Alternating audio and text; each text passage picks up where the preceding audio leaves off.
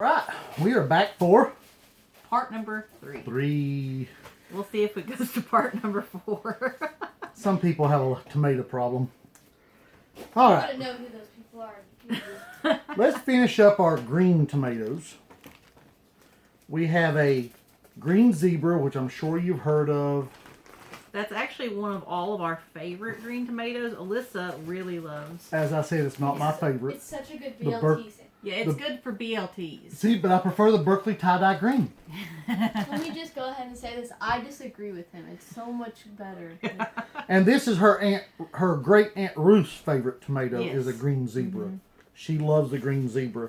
And Even at fully ripe, they still have that zing to them. just to let you know, you got 3 seeds. Whew. 3 seeds. Ugh, That's a sad day. very. This one I thought was okay. I loved it. I wasn't impressed, but I'm not a green tomato fan, and It also has a very high disease resistance. I can tell you what this one's good for: picking before it ripens as a fried green tomato. This is Aunt Ruby's German green. Now, the first 2 that came off the vine we let rot because we didn't pay close enough attention to them. So this year when we plant them, all the green tomatoes are going to go in one section so that we know to monitor them by feeling of them, Yeah. not by walking by and saying it's still green. Now they do get a hint of yellow to them when they are ripened. But you got a short window when that Yeah. happens. You got one day and it's rotten. It's rotten the next day. You know, when you're talking a tomato out in, 89, 90 degree weather, it ripens pretty quick. Okay, let's talk about a variety that, for us, has not worked. Jess at Roots and Refuge Farm, I've seen her pick flawless ones of these. We've never, ever, ever picked a flawless specimen. Most of ours are unusable. Yeah. And this tomato is designed for stuffing, so the flavor is never going to be up here. It's made to stuff. Anything you would want to stuff in a Chicken tomato. salad, tuna salad, Mhm. meatloaf. So many things you could do with it, but it's get stuffed. It's beautiful. It's gorgeous on the package. For us, it's never worked. But like I said, I've seen Jess on Roots and Refuge pick these that looked absolutely flawless. Now, she said the same thing we did. The flavor is just kind of... Yeah. They have So- a very, very susceptibility rate to disease. This is one that would never get more than 1 plant in my garden ever, ever, ever again.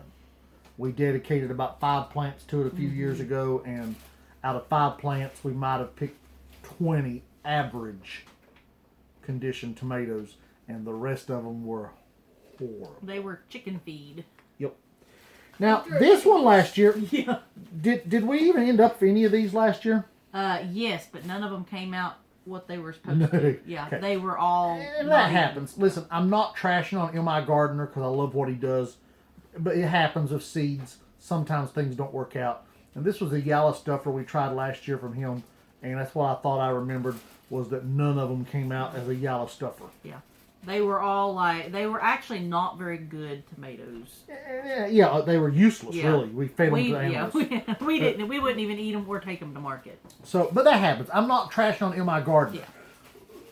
When we have seeds that are not up to par, usually we don't even say nothing to who they buy them off of. Now we did, and I won't say where, we did just have onion seeds from a place that virtually no germination. And when you have almost no germination, that's a bad batch of seeds. And it wasn't just that it only happened once.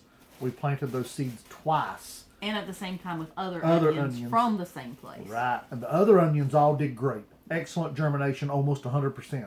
These we had about a 3% germination on.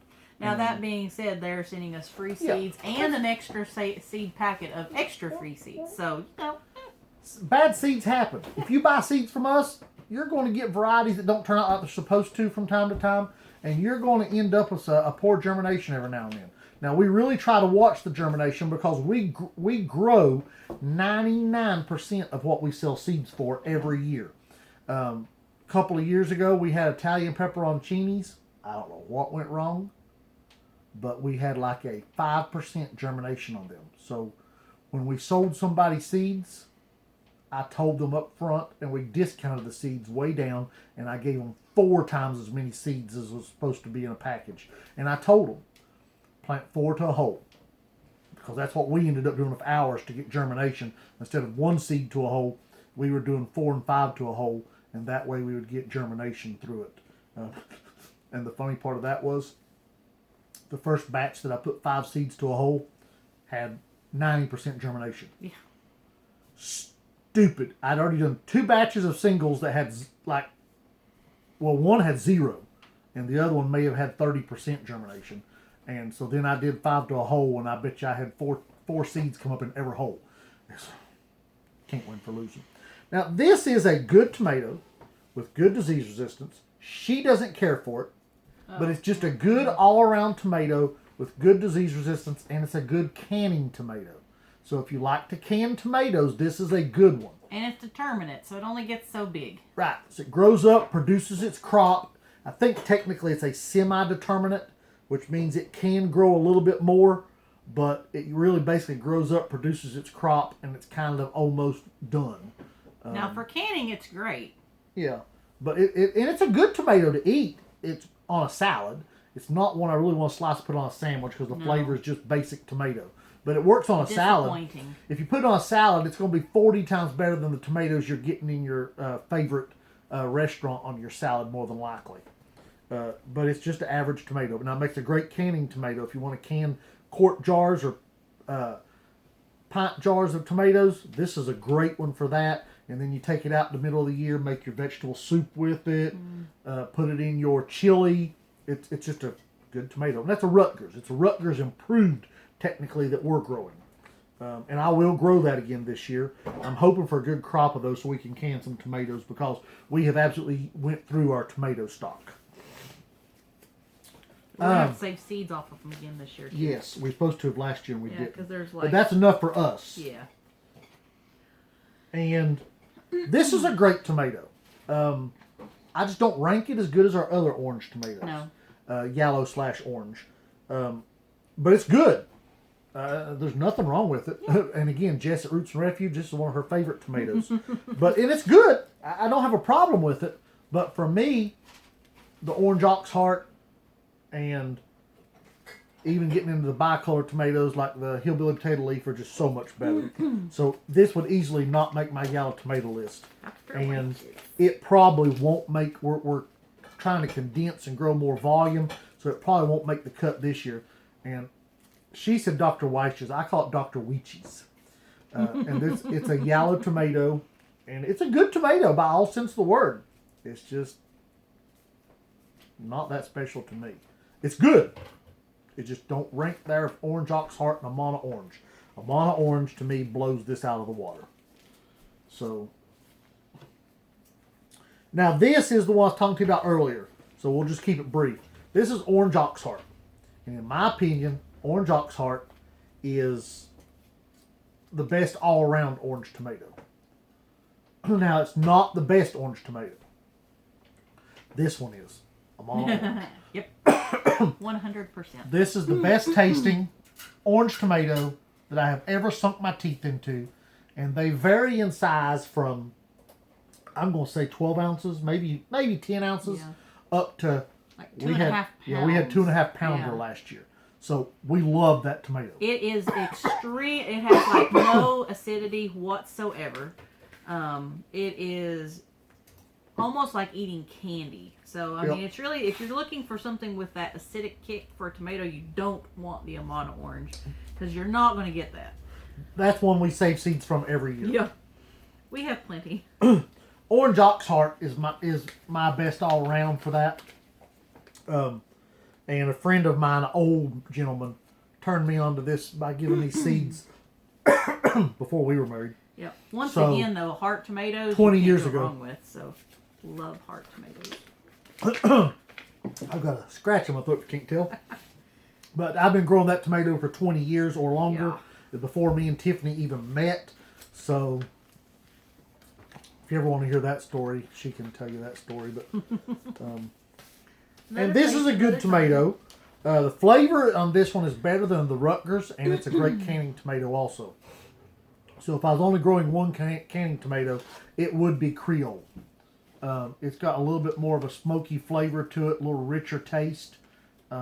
Medium-sized fruit. They yield very well, good large yields. They produce all year long. So it's different than the Rutgers because Rutgers grows up, produces your tomatoes. You can your crop and you're done. This one produces steady.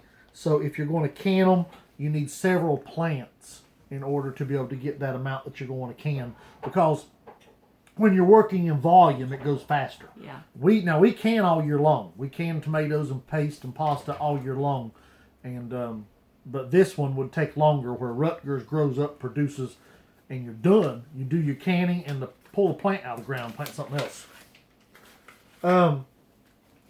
Okay, for a red tomato, this is hands down my favorite red. I think. I can't think of one I like better than this. And that's just a classic red beefsteak. I mean, it's just hard to beat a classic red beefsteak. It's got, obviously that's its name, it's beefsteak. That's where all these other ones got their name from. But it's just got that classic beefsteak taste, for lack of a better description. And it is just delicious. Red tomato. Never go wrong with one of these on a sandwich or a salad. On fresh pasta. I mean, it's just good. Very good. Okay. That's actually one of our best sellers is the beefsteak. We have Yeah. people like all over the United States order plants on Etsy and love that one. We'll probably give this one another try next year, not this year, but I wasn't impressed. I never want to give something a one and done unless it's just nasty. Even to get stuffed, we've tried it 3 times now. And we'll probably try it again. And the thing is, year to year, you have no idea what the temperature and the environment is going to do. If you add Epsom salts to your ground, it may improve it. If you put basil beside of them, it may improve it. It's going to change, depending on the soil and how much rain you get. So this one, the flavor wasn't special to me. The production was subpar at best. But it's a Italian heirloom, if I remember right. But it's Stupiccia. I do remember how to pronounce it. You want to think that is pronounced Stupus, but it's Stupiccia. Stupiccia. And it's okay. I wasn't impressed. But we'll try it again, not this year, next year. Now, when it comes to icicle type tomatoes, we have a couple of favorites. That our garden will probably never, ever be without. Ever. Did I mention ever? So, probably my favorite, I don't know if it's yours. we already went through chestnut chocolate. Oh. My favorite is black icicle. It's got that rich black taste. Black icicle is amazing. It's just awesome. It makes if you put it in pasta sauce and cook it down as in paste or pasta sauce, a lot of people will put sugar in their pasta sauce and paste. You do not have to put any sugar with that one. It is actually you would think that you put a ton of sugar in there, as sweet as it is, and it has that smoky flavor to it that just gives it another dimension. It so good. makes a great salad tomato. Oh yeah. And an icicle is a little bit different than a paste tomato. Paste tomato has less juice, but these make great paste tomatoes. They just have a little more juice, so it takes a little more time to cook them down. Yep. And then there's the orange icicle. We had those the first time last year, wasn't it? Year before last, Okay. I think. Actually, this package is from 2018. Yeah. But orange icicle, we actually made some pasta sauce out of this one year because we had a buttload of it. And it made a great pasta sauce, and it's a great tomato, good on salads, fresh eating. It's a good snack. But I would have to say, all around, the striped Roman might be a slightly better tomato. It leans a little more towards the paste side. Yep. It has hardly any juice to it. Very little seeds on the inside. We'll tell you the story about that one. I may be disrupting Steve here. Nope, you're fine. We actually had 2 plants the year before last that came up as a yellow striped. And it's the same exact thing, but it was yellow with some green stripes down it. and it was wonderful and delicious. And so we saved seeds, which is what these are. So these are actually our F2s that we'll be planting this year. And every single one of them still came up yellow with green stripes. So we're going to do it again next year. And then at F3s, you know, it should be stabilized. And so far, we've had luck with them. And we haven't found anybody that sells a yellow striped Roman tomato. Now, I will say the yellow striped Roman is probably slightly more disease prone than the red striped. Yes. They have submitted to some spotting problems and so forth. So we're picking from superior to save seeds from to continue this line that we hope works out for us. But the striped Roman is similar to an icicle, but it leans more paste than icicle. Yeah, they can get really big though. I mean, I've had some get probably 6 inches long. You know, 6 inches is a good size. Yeah. So we like that, and this is a staple now for us. I would grow a striped Roman every year over top of a Roma. Yeah. Any day of the week. Yeah. So those are excellent. Now I will tell you, this is the first paste tomato that I ever grew in my hand right now, and this is a great paste tomato. They can get massive in size. And this is an Amish paste. The flavor's great. The size is amazing. Production is good. Amish paste is a good tomato. I would definitely, this is what you would call a Roma type, but they're about 4 times the size of a Roma. Yeah. And I would grow this over a Roma 20-1. Now, I think the striped Roman has a little bit better flavor. But this is, they got that classic Roma taste if you're looking for that. But it's just better. I'm sure you're going to get to it. You may want to go to it next. The San Marzano. Yep. Those are, they are amazing. We actually planted those year before last as a late crop. Had a bad crop out of them the one year. Yep. But year before last, we planted them as a late crop with late okra and late beans. And I went through there and there was droves of tomatoes constantly. And they actually lasted through a couple frosts, which was just shocking. It may have been where they were. But, it was profuse production on those. And that's an Italian tomato, if you're not familiar with it. If you're ever in a grocery store that has canned tomatoes and pasta sauce, if it's a classic Italian sauce, it's probably made with San Marzanos. This is what they call Lungo number 2, which basically is a newer selection of San Marzano. So what they did was took the variety that looked the best and continued saving seeds from that until they made a slightly better line than the original line. And they have, I'll call it zero juice.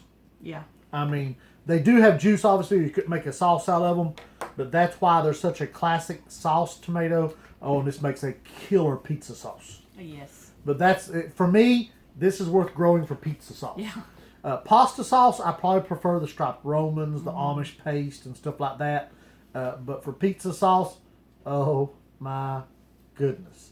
If you've got a grocery store that sells pizza sauce made with this, or to grow it and make your own, it is worth the extra money to have this as your pizza sauce. And usually you can find the San Marzano's sauce and canned tomatoes in the grocery store. Yep. They are more expensive, but it is worth it. And here is classic Roma. We do not grow these for us. We grow these for customers that have to have a Roma. And so they get grown every year for plants for customers. Yep. And if we have an empty spot in the garden and one don't sell, it ends up in the garden. But it's not one we ever pick for us. But some customers won't take our word for this is better. So if they want Romas, I'll sell them Romas. Now, the Martino's Roma is a little bit better than a regular Roma. Yep. It's just a slightly better tomato. Same thing, just a little better flavor, a little better texture, a little better everything. I can't give you my opinion on this Italian Roma because I don't know if I paid any attention. But it's just another selection of Roma tomato. There's probably a billion of them out there. My scratches. This is a great tomato. Obviously, I'm not going to grow too many of this year. This is from M.I. Gardner. It's one of his favorites. It's the Opalka. And I was impressed at the size of them suckers. Yeah, they were really And big. this is a paste type, right? Yep. Very similar to the striped Roman, except for... A little larger. Yep. But great tomato. Yep. We grew this last year. I can't give you my opinion because we planted the plants late and they didn't do very well. So we'll try this again this year. But this is a federal, and it was introduced in 1991 by W. Richardson of New York. The original seed came from West Virginia Gardner, so it may grow good in our area. Yeah.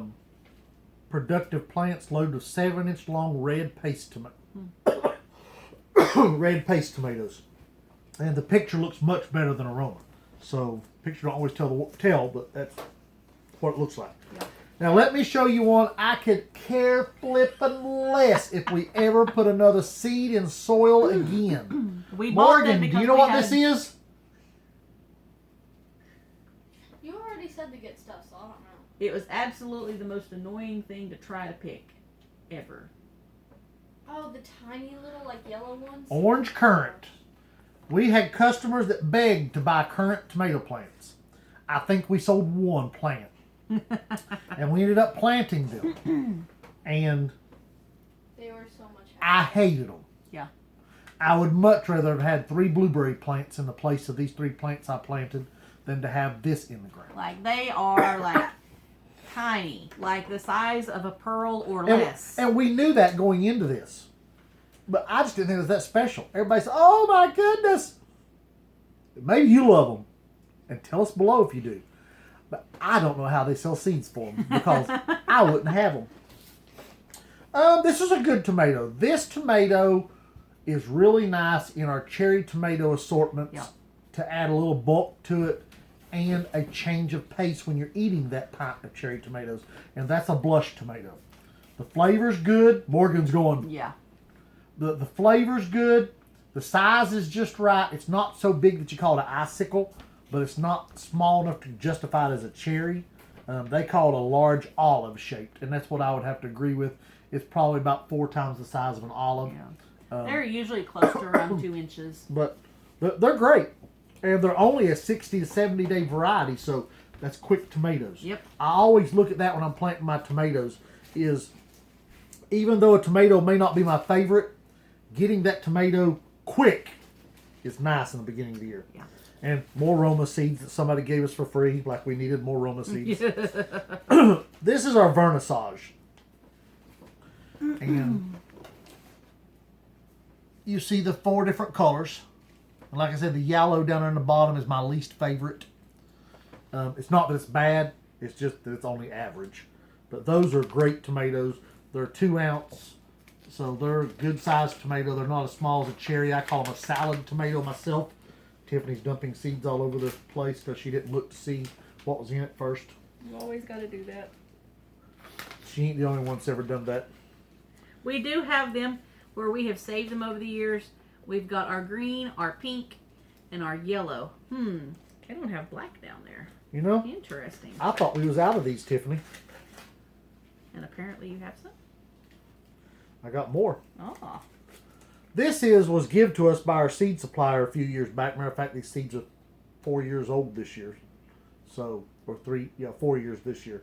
So we'll see how germination goes. I've had seeds produced at 9 years old. Yeah. So I'm going to continue picking seeds. this is from Renee's garden, and it's what they call a tricolor cherry tomato garden candy mix. And it's 3 of your most popular hybrid cherry tomatoes. And that's Sun Gold, Super Sweet 100, which is a red cherry tomato, and Sweet Gold.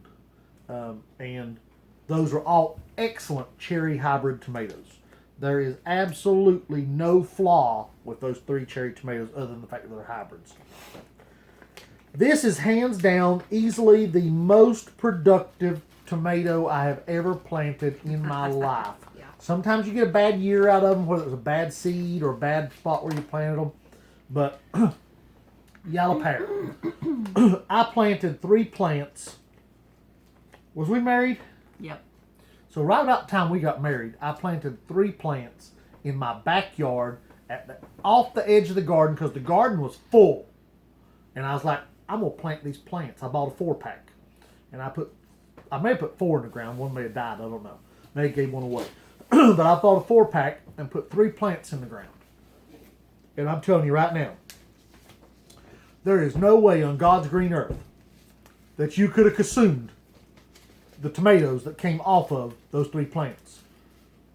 We eat, and we eat, and we eat, and we eat, and we eat, and we gave away. And still, they rotted on the vine. Yeah. This one was new for us a couple of years, last year maybe, wasn't it? Yep. Chocolate pear. Chocolate pear. And I have to say, it's not quite as productive as the yellow pear, but the flavor is great. So you can kind of mix them together. And this is what makes them cool. We've also got a red pear. And those 3 tomatoes mixed together are awesome in salads, cucumber and tomato salads. Yes. That just, the flavor profile is off the roof. We grew this one last year, was not impressed. I will grow it again just to make sure. It's an Agua Heart yellow cherry. My daughter wanted it, Alyssa, and it was okay.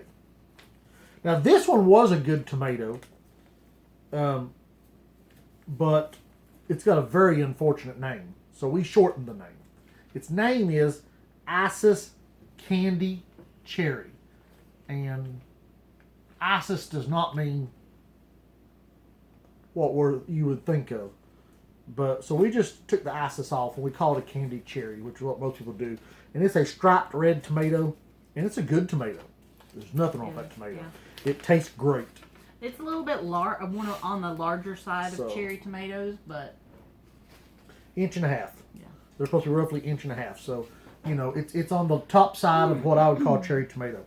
Now, this is hands down my daughter Alyssa's favorite tomato. Like if she could grow one tomato only, it would be Brad's Atomic Grape. Yep, and it is beautiful, and it tastes good. I just would never, ever rank it as my best tomato, ever. But we got customers, that's all they want. And it's Brad's Atomic Grape. It is the most unique grape tomato you will ever eat in your life. Yep. Fruit size is very inconsistent. Most of them seem to stay in the same range as that blush or a little bit bigger. They are probably 3-ounce fruits, 2 to 3 ounce, but you can have them 1 ounce often. That's not uncommon at all. Let's touch on some, Tiffany may not even know about these, some freebies I got with my pepper orders from overseas. I special ordered peppers and had them shipped from England to here. But we have a Pedro pepper. Wow. Tomato. And that's a cherry type, I think, if I remember right when I looked that one up. Sure looks like it. And we have a chocolate marmalade. Ooh, that sounds good. So we're going to check that one out this year. And the chocolate marmalade is actually a yellow tomato with some dark chocolate purple blushing. Yep. Which is pretty cool. And these was freebies from Fatali. And this is definitely a cherry tomato, and it's Candies from the Garden. So we're going to give them a shot. Apparently that, I read on that one, that's actually one of the favorite tomatoes over in Europe. We're going to blow through these last few because I am out of time again. But we're going to blow through them and keep this as a 3-part video instead of a 4-part. Black Seaman, good tomato. I just don't rank it in my top 20. Yep. This one I can't give you opinion because we haven't eaten it. Mammy Brown's pink. We planted them late. We got like some green tomatoes off of it. Yeah. I don't think we even harvested any of these. The plants died in the greenhouse, a cold tomato. And this one I'm looking forward to trying again. It's a Russian tomato, and if I could pronounce that name, I would. Krimkok Yugoslavian, maybe. The last part, I'm sure she was right on. But it is a beautiful tomato from Seed Savers. And Canner Whole, that looks like a beautiful red beefsteak, and it just looks yummy. So we're going to grow that again this year. And then we got Italian Heirloom. That's a large red. And I don't know if I'd call that a beefsteak. It's more uniform than I would call a beefsteak. So we're going to grow that this year too. This is a good tomato, just not my top 20. Yeah. And that's a Hampson. It's a good tomato. Nothing wrong with it. Red Brandywine. That is an excellent red tomato. Back to, though, it's a Brandywine. You get that hillbilly potato leaf on most of the plants. And hillbilly potato leaf in our area, if you have a humid summer, is disease magnet. Granny Cantrell Was really good. is a great red beefsteak. And I've definitely got seeds. Yep. Okay, this is one I was not impressed with. Everybody topped this tomato up one side and down the other, and my daughter Alyssa couldn't live life without it. We really, really, really wanted it. And nobody really cared. Yeah. It's good. It's just not special. Yeah. And that's the Costoluta Genovese. It's okay. It's a really cool, very bumpy Variegated tomato. like. Yeah. I mean, it's just. It's solid red. You can probably cook it up in paste. And now we had a couple customers last year at the farmer's market, and every time they came to the market, they would take every single one of them. Yep. So it's popular at the market. We just didn't care for it. Golden Jubilee. Been growing that for years. As a matter of fact, the Yellow Jubilee, which I think is just a difference between one company and the other. The Yellow Jubilee is the tomato seeds that we had that were 10 years old. Yeah. And while germination was extremely low, they were still germinating at 10 years old. That was the year I threw the rest of the seeds away and moved on to the Golden Jubilee because the Yellow Jubilee wasn't available to me. But I think they're the same tomato. Nebraska Wedding was another new one for us. I can't give you an opinion on it because they were planted too late. Yep. David Davidson's, I can't give you an opinion. I have never eaten one. We grew it too late. Yep. Thornburn's Terracotta, she loves. I think it's good. It has got such a unique flavor. Hands down, it's got a unique flavor. It's not like probably any other tomato that you've ever eaten in your life. It's not really actually a smoky flavor. It's wow. You'll have to try one because you can't. Yeah. Niagara, can't give you an opinion because we didn't try it. Yep. And then this one's a good tomato. Very good. Paul Robeson, Jess at Roots and Refuge talks about it. Paul Robeson's is a great tomato, purple chocolate color. It's excellent. But anyway, if you're going to leave your tomatoes in your tray, these right here work great. This is a 98 cell. A 128 works good too. We got 200 cell bottom. In these 98s, you can leave them in here for a little bit and it saves you some work. Yep. I use, as I've showed you in my other videos, pocket knife to do my planting. I use it to open the soil up to drop a seed if it's bigger seeds. Tomato seeds, I literally will just put right on top of the soil. If I can get this open. We have learned over the years there are some seeds that need to actually go in the ground. Typically small seeds like brassicas and most all herbs, if you just put them on the top, if you even put any soil on top of them, oftentimes they will not germinate at all. And I put soil on top of the tomatoes because if you don't, they fall over. Right. But I don't make a hole for them. My tomato seeds literally will just be laid right on the soil, and I take my finger and push them down. And then I'll just pull soil back over top of them. And I better lay this one there so I don't forget where that chestnut chocolate is. So that's how I do it on a tomato. Peppers, I actually poke a hole, put the seed in. It's a little bit of a process, but that's pretty much it. I hope you liked it. Y'all have a good day.